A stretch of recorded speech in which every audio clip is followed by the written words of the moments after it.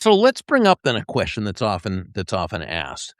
Does being a go-giver, mean that you're going to be taken advantage of? That's a question we often get, and I think that's because you hear a term like go-giver and you think, well, a giver, somebody who's going to be right. They're just going to give themselves, and but really, um, that's not the case. There is nothing congruent between being a go-giver and being taken advantage of. Remember, being a go-giver simply means you focus on providing value to others.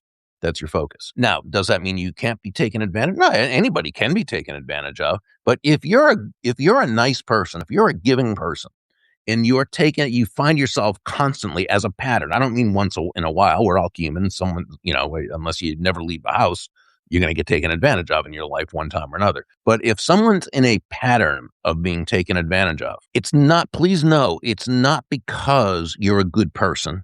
It's not because you're nice. It's not because you're a giving person.